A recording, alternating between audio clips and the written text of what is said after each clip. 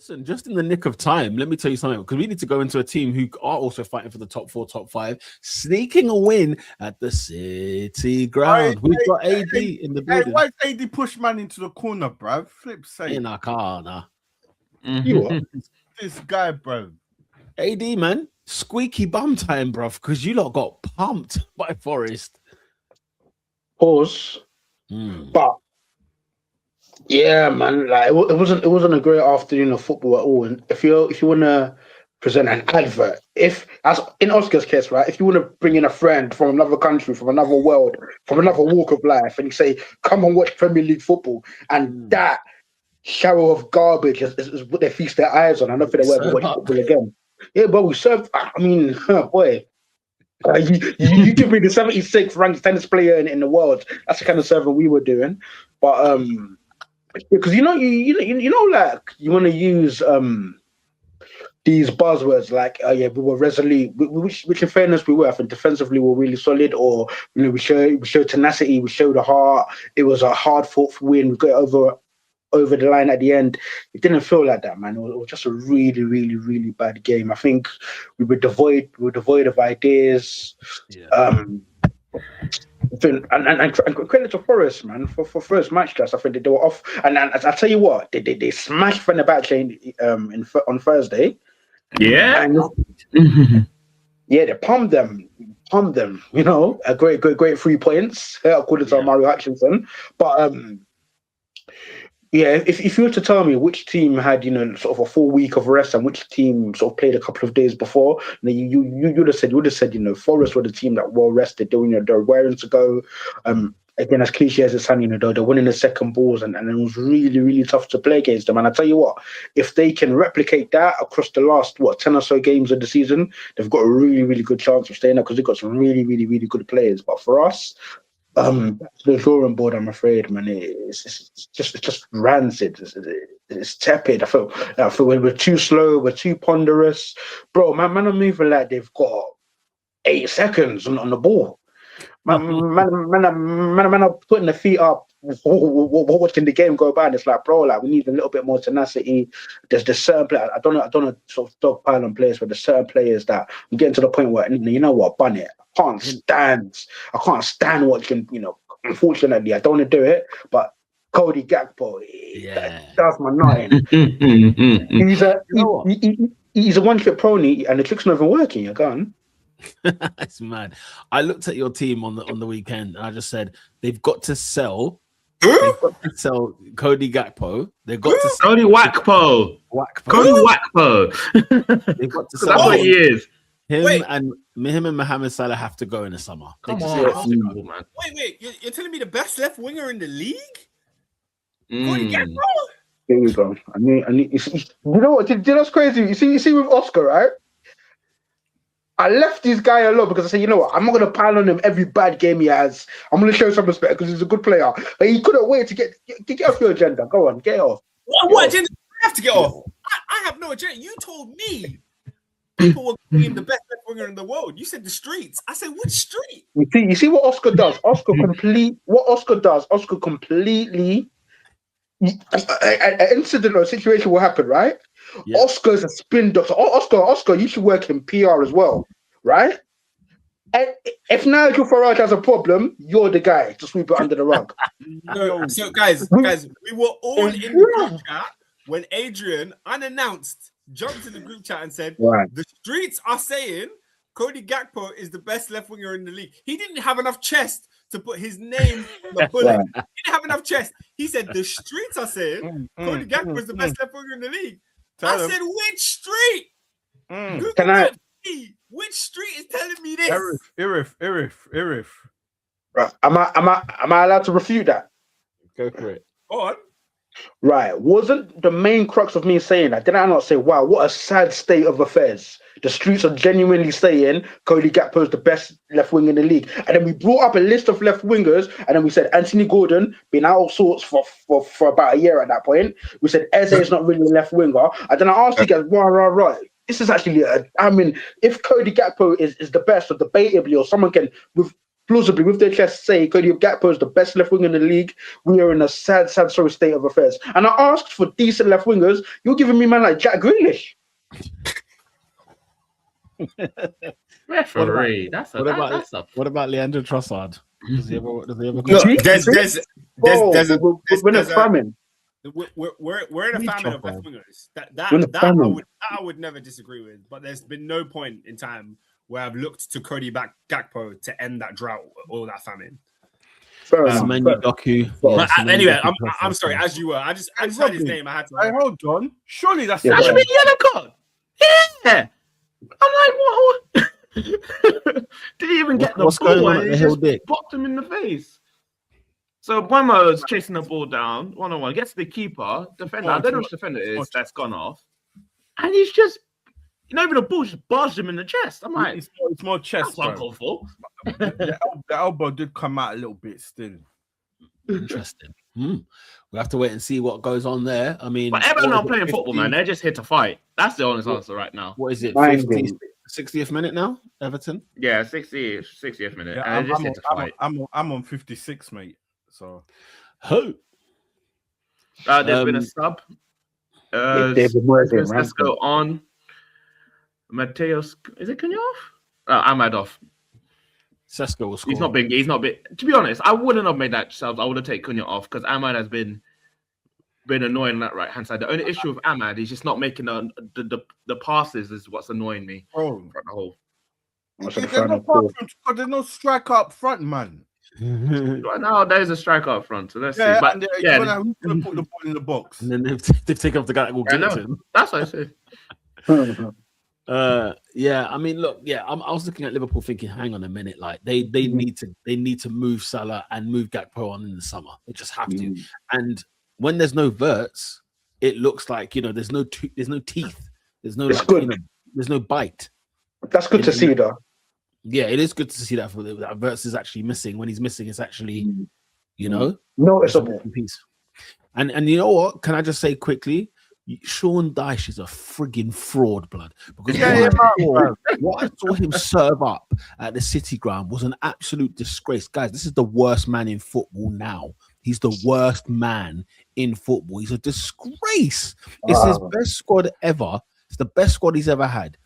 And look what he served us with that. Yeah, remember his first game was against Porto at home in the Europa League, right? And he scored 2 penalties to win 2-0. Yeah. And he thought, they got the wheels going. Vitor Pereira comes in there hard as nails. Yeah, he's got the gun to his chest. Okay, he goes to the Weatherspoons in Nottingham. He rounds upon rounds. He gets the feel. He was putting in rounds. That was his first week on the job. He went out there and put a tab in Weatherspoons. This man is about that life. Yeah, this is a man who's on crud. He got there, and I literally, as soon as he was recruited, I said, perfect. This is what they need. And you know what? In the Fenerbahce game, they went away to Fenerbahce, blood. They went to Turkey and got 3 points. Not 3 points. They scored 3 goals without reply. They come to the City Ground at home with a 3-0 lead. These men are serious. They didn't turn up against Liverpool. And I saw Liverpool under the cosh. Like it was Newham police station. These men were under the belt. That's it. This without you left with how many points? Listen, David, relax. Let me finish my ramble. Let me finish my rant. Yeah, because I was going there.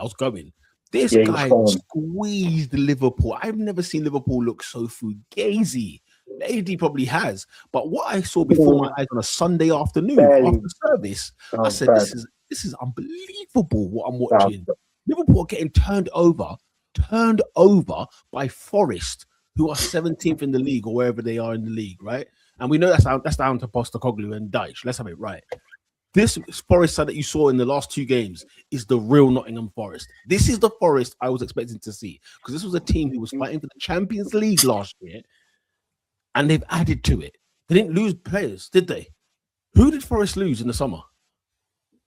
They lost someone big. They lost Alanga. For them, transition ball. Yeah. But they got 50 million quid for him. Okay. Also, they lost Chris Wood as well. Yeah, Chris Wood's been injured all season. Listen, it don't matter, because Vitor Pereira is in town, guys. And if you're wake up and smell the coffee because what's cooking at the City Ground? They're gonna finish mid-table this season. You reckon? They're gonna finish mid-table. And a Europa? I told you, he's got the gun out, mate. He turned up to Nottingham and just put the strap on. I said, guys, yeah, we're not here to muck about, bruv. We're not relegation fodder. Went to Turkey and took all the kebabs there were. Then came to Liverpool and nearly put them lot in a spliff.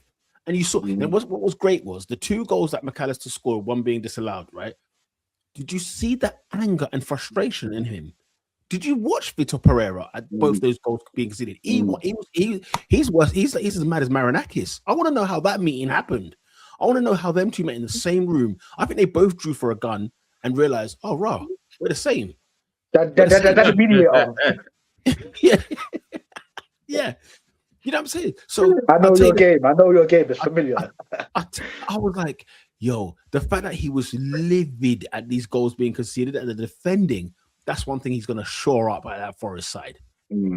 Yeah, no, big up. By the way, do you guys believe that McAllister's goal that did stand should have stood? Which one? First or second? The second one. Let's start with the first one. I would have loved the first one was a handball. Yeah, you can't be scoring with your elbow. Sorry, guys. Here's the thing I've got on this, right? The only thing I will say about this, right? If it was the defender who handballs that instead and it hits the elbow, they're not getting a penalty. Yeah, sorry. But I think it's slightly different. To put the ball in. Yeah, to put the ball in the net with your elbow. It's the same thing. It's literally the same thing. Because how can it be that if the defender, if the ball gets whipped in and the defender handballs it with the elbow, right? The referee is not giving a penalty. I get Peter. But we should stop it in the exact same action because it went in the back of the net. Yeah. Stupid. You can't score goals with your hands. You can't. Listen, bro. The same way. Guess what, guys? You can if it's accidental. No. I do think I really see that. It's not like he's patting the ball in the back of the net, guys. It's hit off his elbow. He doesn't even know anything about it. Pete, have some class. Come on. Tell me why you can't score a goal like that. It's ridiculous. It's illegal. It's illegal if it's deliberate. Because if it's a defender, it's only illegal if it's deliberate. No, but that's foul. You're penalized if it's deliberate. Pete, we're in the business of goals. That's what this league's about. So why are you not giving the goal then? No. Because it's not. Like, you have to score a legitimate goal, man. Come on. guys, come on. The rules are so bent. Look what you're lot even saying. No, Peter, you're losing your credibility. Don't say the B word. I'm not losing credibility. The same action happens to the opposite team in the same penalty area. They do not get a penalty for that handball.